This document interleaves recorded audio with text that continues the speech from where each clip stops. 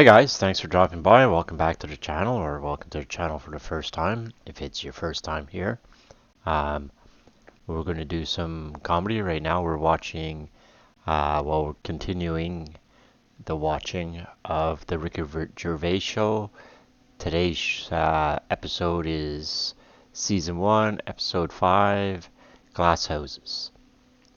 I don't know if that refers to the expression, people living in glass houses shouldn't throw stones, or maybe it refers to the Billy Joel album, which surprisingly features him on the cover throwing a stone at a glass house. So, I guess that brings us back here, glass houses. Ricky Gervais show, if you're up here now at episode 5, I guess you pretty much know what's going on, what's going all about. So we can just cut to the chase, but before we do, I'm going to remind you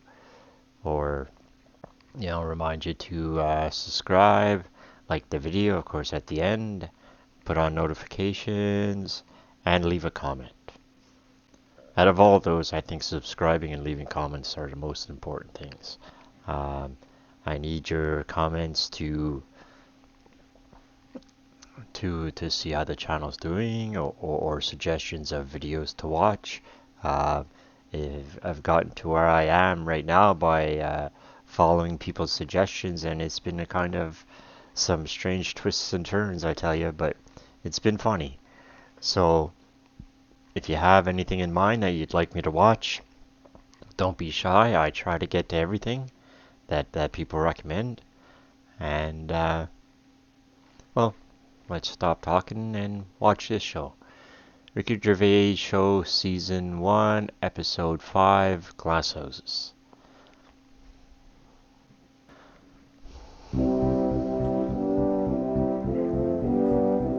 For the past few years, Ricky Gervais, Stephen Merchant, and Carl Pilkington have been meeting regularly for a series of pointless conversations.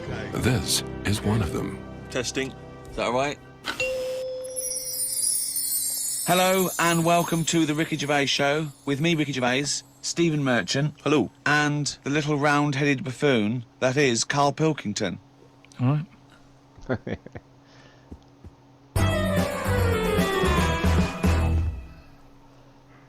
We've got a little email straight away, Carl, from Nikki in Beverly Hills, California. She says, Carl, you rock. I hate it when Ricky and Steve ridicule you. I checked out your picture. Although your head is not normal, that's no reason to ridicule you. You look gimp, but I never judge a book by the cover. Cheers. Is that what you've got to say? Well, it's only because I've got no hair, though, isn't it? That's why it gives that effect. No, it's perfectly round your head. It's perfectly spherical head. Your face is slightly too big for it. It almost goes over the sides. Perfectly round head. Pug little nose, funny gimp eyes with no expression, hangdog look, like a little mouth, like a little lamprey, not formed, not human formed. The way your expression is like you've had a lobotomy. Your head goes weird at the back. It's got a little nod in it, like it's really strange, your face, and you're stupid. We've had a lot of emails saying that. I think he's just paraphrasing, but talking of emails, a couple of I can't remember which show it was, but you mentioned, Carl, that you'd only recently seen a Chinese homeless person. Oh yeah. And it really surprised you because you'd never seen a Chinese homeless person. And I actually went along with that. I've still never seen a Chinese homeless person. Well, now I can just tell you now that there's a few responses from Los Angeles, people saying there are quite a lot of Chinese homeless people over there because apparently there's a huge homeless community in Los Angeles. So definitely if you want to see them, Carl, that's the place to go. But we've had one from Vancouver, Canada, from a girl called Amy, and Amy herself is Chinese, and she says that she realised herself that she'd never really seen a Chinese homeless person. And although she says that apparently Vancouver has the first or second largest Chinese population in Canada, she'd never seen them, and she actually went for a walk around the Chinatown in her area looking for them, and she could not find any on that particular day. So again, Canada obviously not a place to go for a Chinese homeless. It was just a point, though. I don't want people sort of... Well, hold on, though. Wait, I'll stop you there. Hello, Ricky, Steve and Carl. I live in New York City and have seen a Chinese homeless person. Not only is he Chinese, but he is also a midget. He's been living on the streets for the last 30 years. He used to dress in rags, but thanks to a coat drive, he's now wearing a fancy Adidas jacket, right? Now he encloses a picture. He says he gave him $10 to take the picture, and I've seen it, and he's a little Chinese but midget fella. I'm just getting a bit worried that people are going out there sort of looking for these. because you know, that's what you anything requested. No. But all I was saying is, I saw one. I didn't start saying, "Excuse me, can you just give us a smile? I'm taking your picture." Do you know Well, we've what I had mean? loads of pictures of people. I know, and it worries me a little bit. And I mean, it's not too bad about the one who took one of the little midget one, because you know, if he kicked off, it'd be quite easy to sort of hold him back. But I'm talking about fully grown. So is that your warning to people? Don't be taking pictures of fully grown Chinese homeless. Well, yeah, I'm just saying, you know, don't be messing about going up to strangers and that and annoying them and stuff, right? Maybe Well, I think that's a good rule of thumb. Don't annoy them. But I mean, but that is a hell of a sighting, isn't it? We asked for a Chinese homeless, and they gave us a Chinese midget homeless. Many of the listeners are aware, Carl, that you're sort of fascinated by smaller people.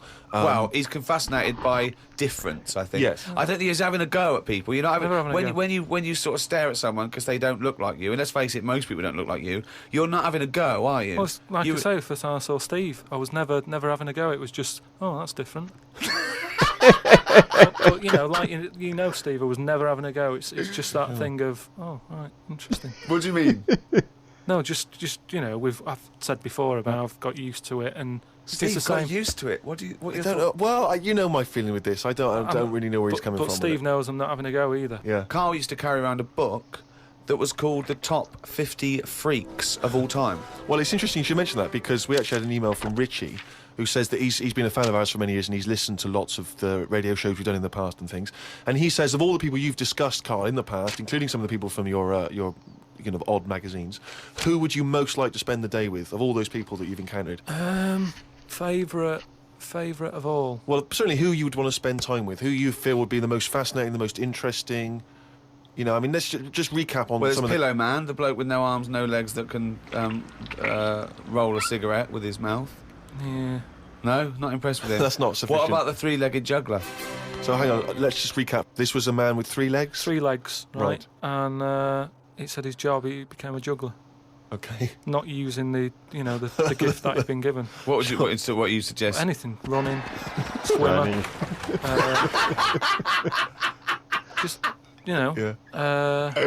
But yeah, What else what are was the there? others? What are the other ones? There was a picture of a gentleman, you were fascinated by him, he used to play the piano. Oh, he's got a tiny head, isn't he? Yeah, that's that.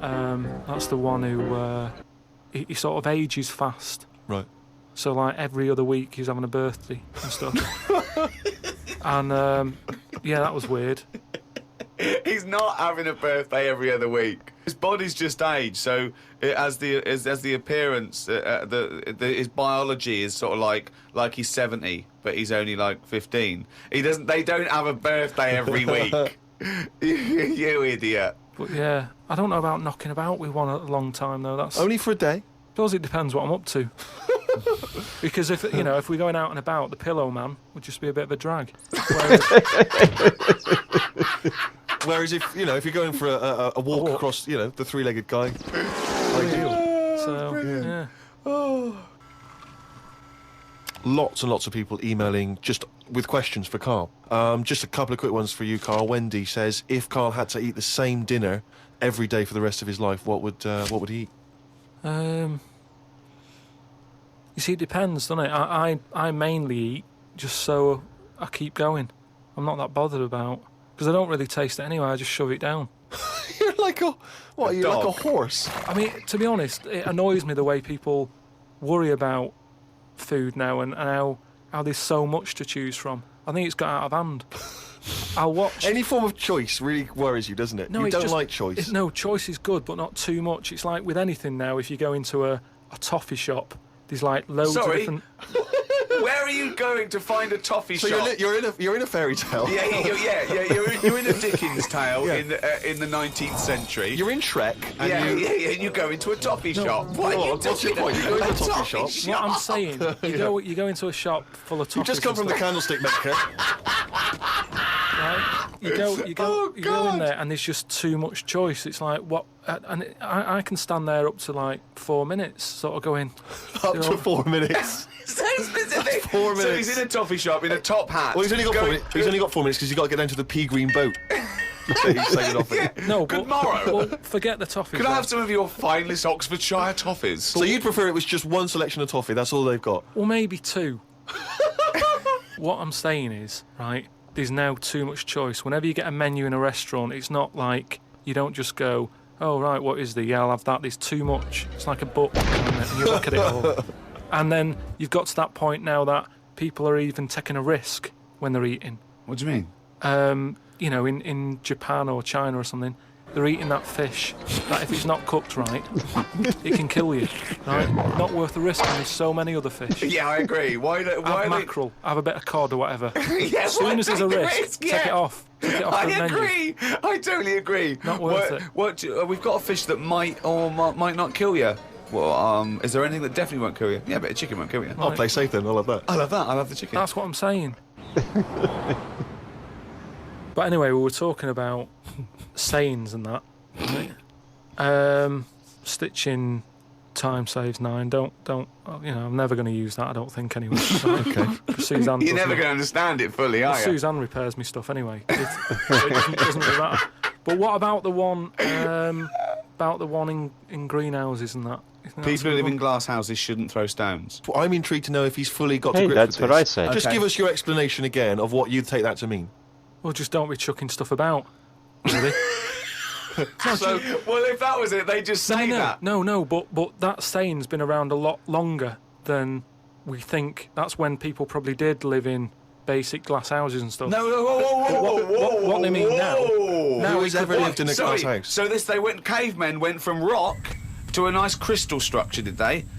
What are you talking about? When did people live in Well, glass no, houses? what they mean now, when that saying's used now, they mean sort of, you know, plasma tellies, ornaments. No, they don't. They're saying don't chuck stuff about because No, you'll break it. no, it's not about damaging your own property. They don't mean you're inside the glass house throwing rocks inside your own glass It's house. a metaphor.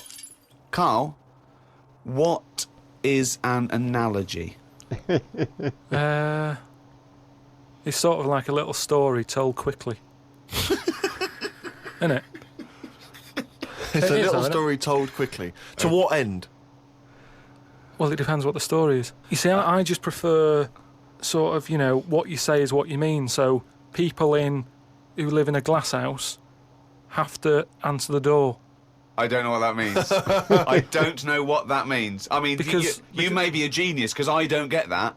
People who live in glass houses have to answer the door. Okay, let's hear his explanation. Because the people knocking at the door will be able to see you because it's a glass house. But you have to add a number of other things, other caveats. Surely, if you live in a glass house, don't walk around naked. Yeah. If you live in it, These are literals. but just the idea that in your head there should be sayings for people who live in glass houses.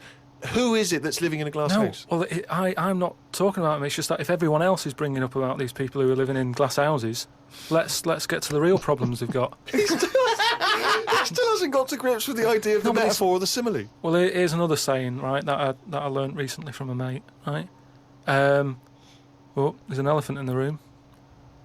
Okay, I haven't heard that one, but explain it to me. It's like how, you know, whenever we go out for something to eat or a drink or something, it's normally after about 5 minutes the sort of topic gets onto the shape of my head.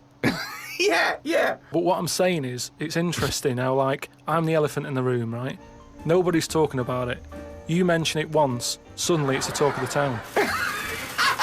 It's what I mean. Everybody starts joining in, going, well, yeah, it is round, but it does suit you. And these are people who I don't even know sometimes, and they're all dipping in. And that is an elephant in the room.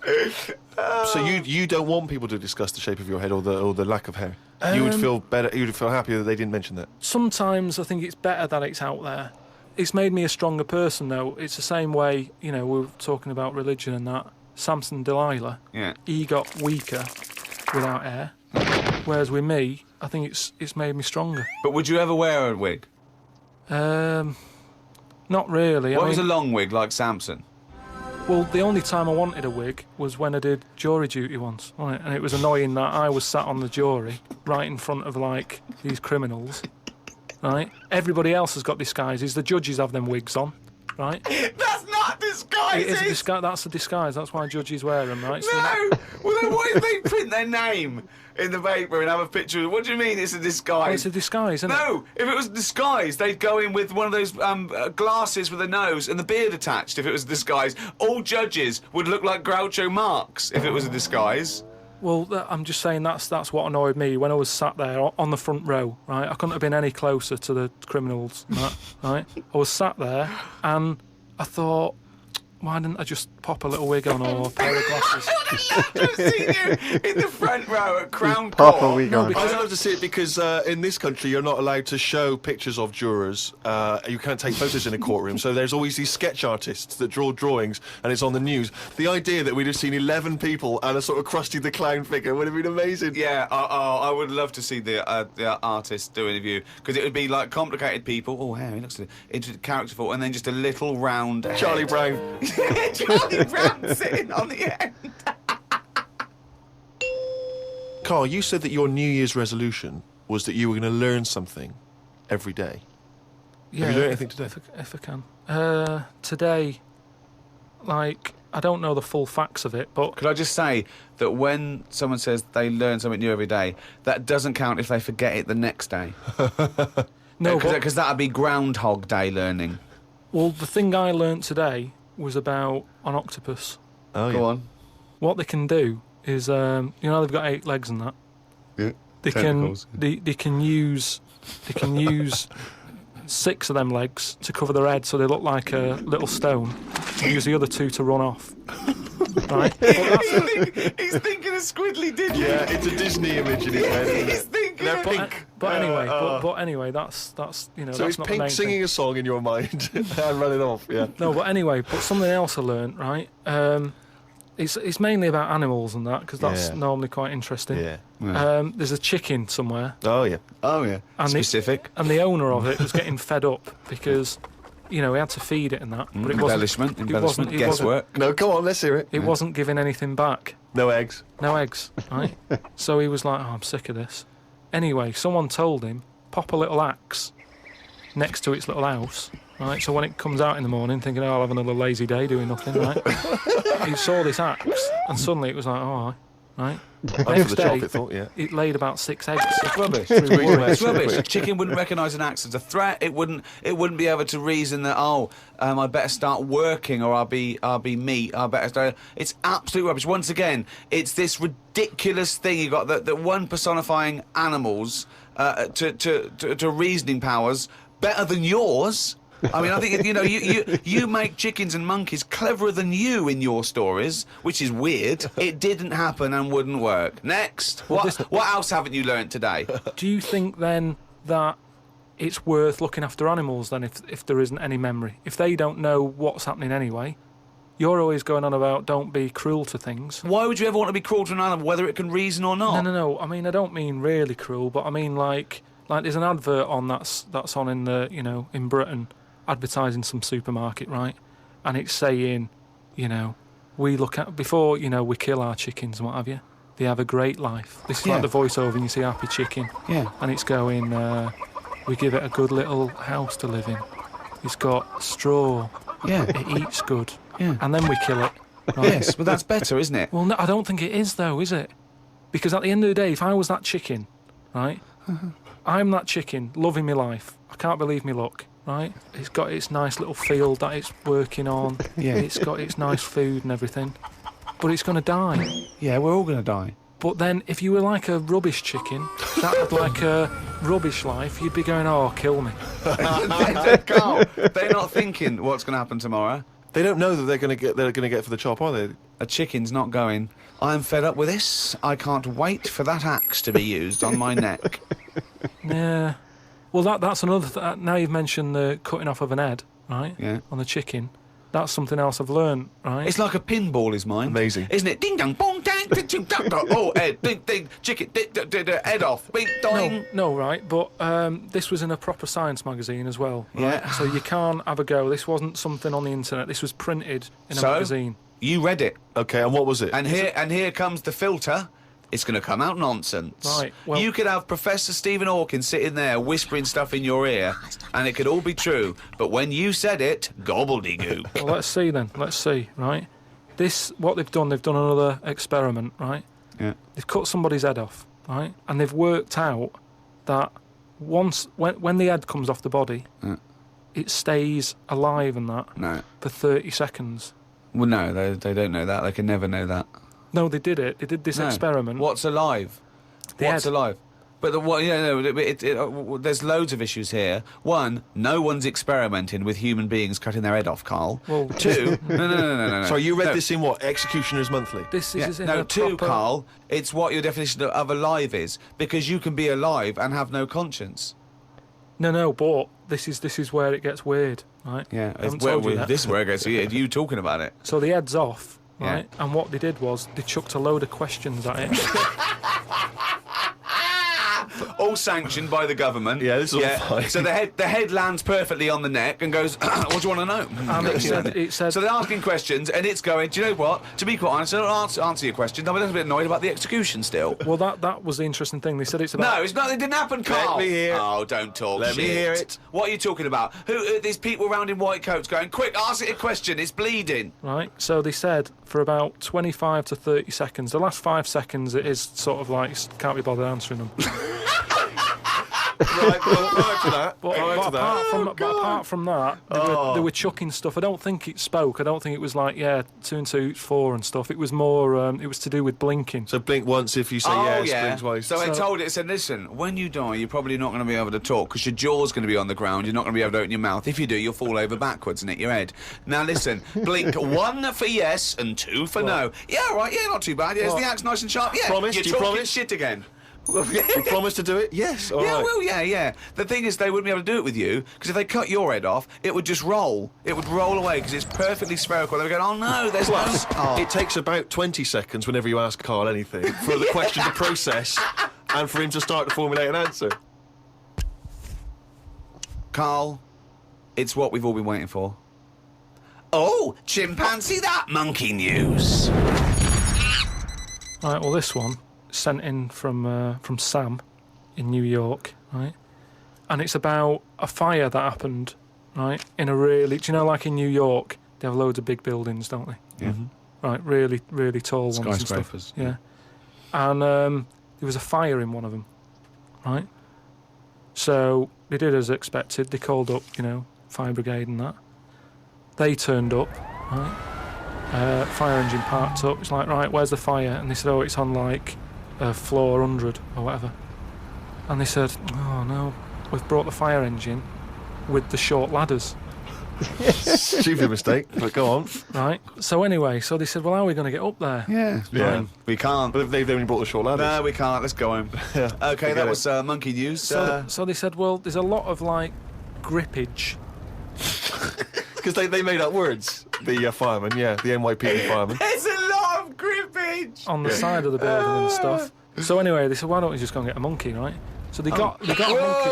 Whoa, that's a bit of a jump. Is They that just- policy now in the New York Fire Department? Well, you've got to think quick, haven't you? At the end of the day, if people are up there, you don't start querying if it work or not. You try everything that you can to help someone out, right? That's the first thing I thought of, was it a monkey? So it was quicker for them to go and get a monkey than to go back and get the long ladders. Why don't they get Okay, fair enough. Why don't they get Spider-Man? Yeah, call Spider-Man. Yeah, call Spider-Man. So anyway, so they got a monkey down there, and they said, right, well, Where'd they get it from? We don't know, from the local zoo or something. Oh, like yeah, that. yeah. So they said, look, let's, we've got to remember there could be someone up there, Right. and it'll shock them a bit if a monkey comes in, right? Yeah. So they said, Yeah, I don't think they'd care. Get it. If their building's on fire, they're not going to go, oh, that's weird, there's a monkey at the window. They'd be screaming, save me! Oh, there's a monkey. So Where are anyway, you from then? So they said, right, we'll just get it a little small uniform and that, the smallest you got. Well, hold on though. Actually, where are you going to get that? I'm going back to the station. We'll get the long ladders while you're there. No time. No time. No, I bought the small uniform. I just didn't bring the long ladders. You're an idiot. So anyway, it goes up there. It's got all the kit on and what. It's got its little harder on and all that. It grabs. There was like a little person up there. Manages to grab that. Not give a it midget. little. Who was up there then? It was just Someone that was just the right size for a monkey to be able to rescue, which is handy. Because if it had been anyone else, like a larger person or a family, we'd all been screwed. No, I don't know about the size of it, but it's just the story saying how like it was quite a big monkey, and that it was good at breaking down doors. Oh, yeah. It was good at climbing into small spaces and Oh, stuff yeah. like that. Anyway, But it it's, managed so to. it's big enough to carry a fully grown man, but small enough to climb through a cat flap. Yeah, so, Which is handy. So anyway, it managed to, Did get it have the boots person. on as well? It got the person and everything, and now it says it's sort of it's on call if they ever need it again. So. Sure, and if they ever get anywhere again and they've forgotten the long ladders, but there's plenty of grippage, they just call for Coco. So that's this week's monkey news. Bollocks.